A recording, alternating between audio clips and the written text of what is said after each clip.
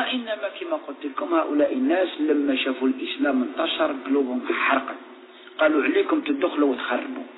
وبدأت الفكرة تاع الشيعة تطلع والإمام علي مات ولا أولاده تحزبوا كذلك للحسين رضي الله تعالى عنه، وبدأوا يرسلوا له في الوثائق، هو في المدينة ويرسلوا له في الوثائق من الكوفة حتى لعنده، حتى بلغت 12,000 وثيقة، 12,000 خطاب، أرواح بايعوك، أرواح كل إمام واحد يرسلوا 12,000 بشر يرسلوا باش يديروا أمير. خلاص هذو أمة.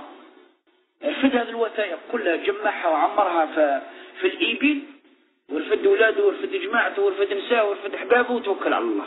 مسكوا ابن عباس رضي الله تعالى عنه لاصق فيه عنق فيه ويبكي، قالوا راح تموت، يخذلوك كدلوا باباك ويخذلوك هؤلاء الناس خونة ما هم الشيعة تاع الصح كذابين.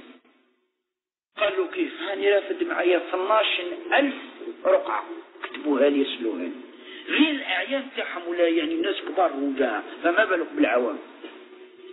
لما كثر عليه وغلقوا في الراي عنقوا ابن عباس بحرارة وقال له أستودعك الله من شهيد. قال له نودعك راح تموت شهيد. وفعلا يا إخواني الكرام تبعوني مليح، لما راح وصل إلى مشارف العراق ونظر فإذا الأرض حمراء، اسأل القافة الناس اللي معه يفهموا، قال لهم ما هذه الأرض؟ قالوا له هذه أرض كربلاء. قال لهم رضي الله تعالى عنه، قال لهم كرب وبلاء، مصيبة فوق المصيبة مش كربلاء. فإذا به يرى الغبار قد انتشر، قال هذه شيعتي قد أتت. شاف الغبار طلع والجشبان هم الشيعة توعي جاو يعاونوني، فإذا به دار به لدو في شيعتي. تعالوا يا الشيعة تعاونوا الحسين رضي الله تعالى عنه. باش نقول لكم يا إخواني الكرام ثقوا تماما أن الشيعة هم الذين قتلوا ذرية الرسول صلى الله عليه وسلم. تبعوني منه، لأن واحد يعرضك لداره، يوجد لك العرضة تجي انت لداره والدار تعرفها، يخرج على برا يقابلك وكذا حتى تدخل، ولا هو الناس راهم يضربوا فيك اليوم يقول خليني منه وش ندير، انا عرضت لداري ما جاش وش ندير. الرسول صلى الله عليه وسلم لما عاهدوه الأنصار في بيعة العقبة الكبرى خذلوه قريش ما مشوش معاه إلا من رحم ربي. لما لقى الأنصار الصحاح واش قالوا له؟ قالوا له يا رسول الله، لما قال لهم العباس رضي الله تعالى عنه كان يمشي معه، قال لهم يا أيها الناس إذا رأيتم أنفسكم أنكم تنصروه فإني أدعه أن يذهب معكم، وإما رأيتم أن تخذلوه فإن ابن أخي في منعة من قومه. هذا ولد خويا لا تستطيعوا تنصروه وتستطيعوا تنصروه ثم يوم يدنا لي حتى واحد لدوه أو معكم. عمو كان يمشي معه، وإلا شفتوا رواحكم ما تنجمولوش خلوا ناس يأذوه، راه ولد خويا راه هنا في المناعة تاعي حتى ما يدنا لي. واش قالوا له؟ للرسول صلى الله عليه وسلم الناس اللي وفاوا الذين سموا أنصارا وبقوا أنصارا، ما همش الشيعة الكذابين اللي قالوا له تعالى وخذلوه. قالوا له اعلم يا محمد يا رسول الله إنا لن نمنعك مما نمنع منه نساءنا وبيعنا.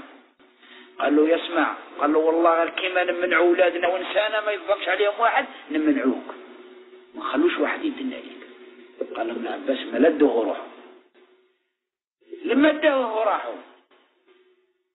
التاريخ يشهد والهجرة راكم تقراوها، يقول لك المدينة منذ أن علموا أن ركب الهجرة آت الركب المبارك راه جاي، كل صبح يصبحوا يطلعوا كل واحد عنده مشرفة يطلع فوقها، اللي عنده دار يطلع فوق الدار، اللي عنده كدية يطلع فوق كدية، اللي عنده نخلة يطلع فوق النخلة يعس حتى تغرب الشمس ثم يدخلون إلى بيوتهم. فلما تشرق الشمس يخرجوا يطلعوا يقابلوا محمد أو جاي فرحة تغمرهم الأنصار بحق، حتى جاء ودخلوا صدموا يتجراوا كل قبيلة تقول له يا رسول الله إلينا، نحن أهل السلاح والحلقة كابر عن كابر، احنا أصحاب السلاح وأصحاب الحرب كابر على كابر، وارثينها جد على جد. عندنا قبائل كل قبيلة تعرض تقول له حط الرحال تاعك، وهو يقول لهم دعوها فإنها مأمورة، دعوها فإنها مأمورة، خلوا الناقة راهي مأمورة، وين حبست هي هذه؟ الشيعة صحيح لو كانوا يبغوا آل البيت ويبغوا الحسين رضي الله تعالى عنه ويبغوا 25 شهيد اللي ماتت من آل البيت في موقعة كربلاء ولم ينجو منهم إلا زين العابدين رضي الله تعالى عنه، منه تناسل الأشراف. لو كانوا يبغوا سلالة الرسول صلى الله عليه وسلم صحيح، ماشي كانوا يعرضوا لهم ثم يعرضوا لهم ولا ما يعرضوا لهمش؟ الواحد اللي يبغي واحد وبعدين هذا الواحد ما هو سهل، هذه ذرية الرسول صلى الله عليه وسلم راهي جاية، النبوة جزء من النبوة راهي جاية، يلزم نتعرضوا لها هناك باش بعد ما يدنا لها.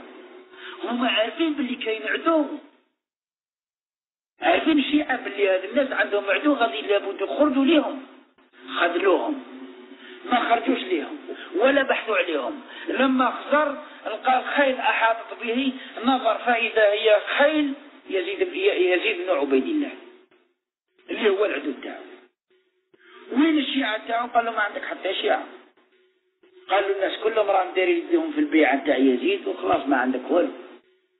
قال لهم لا خليني نرجع. قالوا عندي 3 خيارات، أي واحدة أعطيتها لي نخدم بها. الحسين بن علي رضي الله تعالى أعذر نفسه رضي الله تعالى عنه، أعذر نفسه، قالوا أما لا الشيعة تاعي ما جاتش وخذلوني وسلموني للعدو، عندي 3 خيارات، أي واحدة تعطيها لي نخدم بها.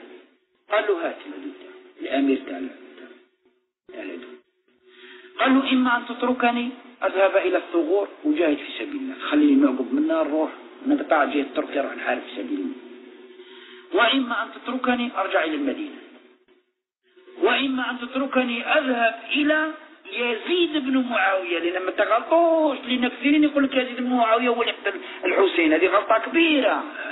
يزيد بن معاوية كان رجلا مؤمنا، كان تقيا نقيا، كان فارسا شجاعا، أمره معاوية بن سفيان رضي الله تعالى عنه، أمره على عدة جيوش، وإنما هو كان أمير المؤمنين في ذاك الوقت، كان في الشام.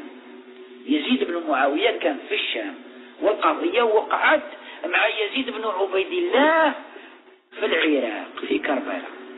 قال له شوف خليني نرجع المدينة، تتركني نروح للثغور، خليني نروح لوليد عمي قرشي كيما انايا، معصر كيما انايا، نتفاهم انا وياه، اللي هو أمير المؤمنين يزيد بن معاوية.